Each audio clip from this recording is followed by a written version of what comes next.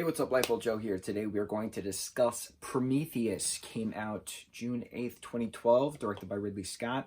Haven't seen him do an Alien project since the original Alien, 1979, so it was nice to see him come back.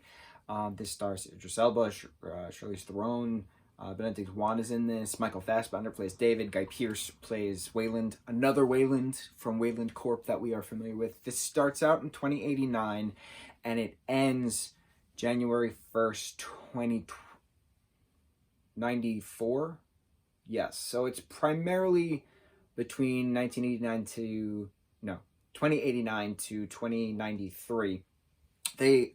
The crew of Prometheus is the ship name, they come out of hypersleep, thanks to the help of Michael Fassbender's character of David, who's an automaton, on Christmas Day, so December 25th, 2093. So this is technically a Christmas film. Interesting, because there's a Christmas tree, there's one song, and that's it. So in 2089, this character, Dr. Elizabeth Shaw, and another Dr. Charlie, so last name I don't remember, are archaeologists, and they find these different cave paintings of these different giants, all pointing to a singular constellation in the sky over thousands and thousands of years ago.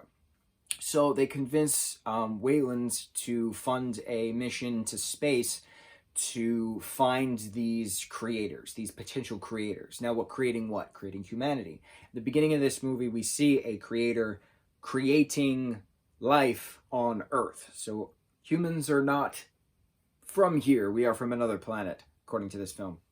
And these creators also create other things.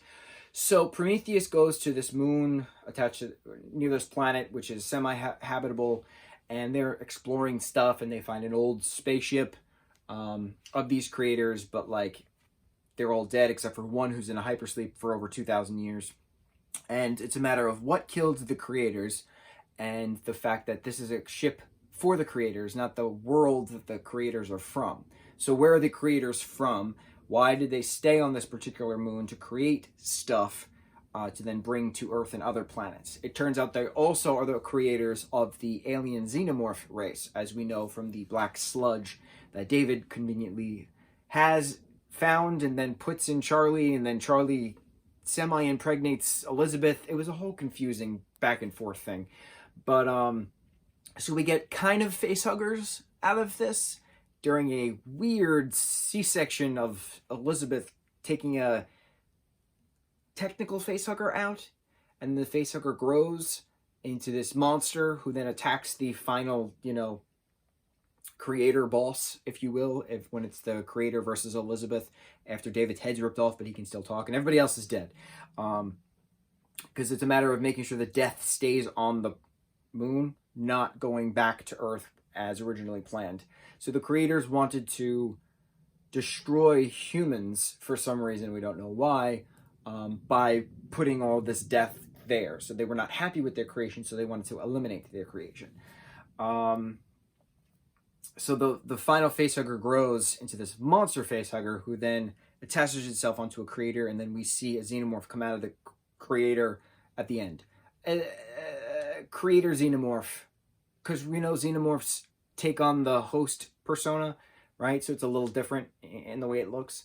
So it's now a matter of if Elizabeth and David escaped this moon because everybody else is dead, they got rid of the death weapons of creating the facehugger and xenomorph race to kill out any other, type of thing, because they are a parasite.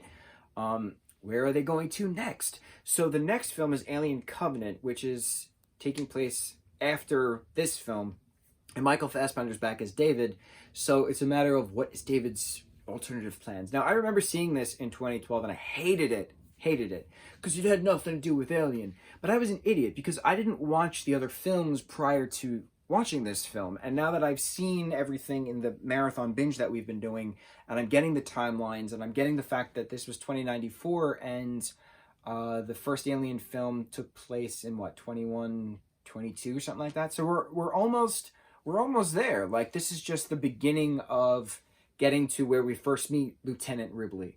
Yeah, so like I said, I was still a little confused with how the facehugger embryo got into Shaw, but like everything else was pretty terrifying. It was a nice going back to an archaeological aspect, like we had some archaeology within the first Alien vs. Predator, which I really liked, explaining the Predator's visits to Earth, but then also explaining how the creators originally created the humans of Earth thousands and thousands and thousands of millennia before the Predators got to Earth. So Earth is just a melting pot for all different alien races, especially to create life, because if the Predators are creating xenomorphs through humans, and the humans were created by the creators, but the creators also created the facehuggers, which then create the xenomorphs, it all ties together. We are one decrepit, death-defying, horrible accumulation of life in all forms. It's a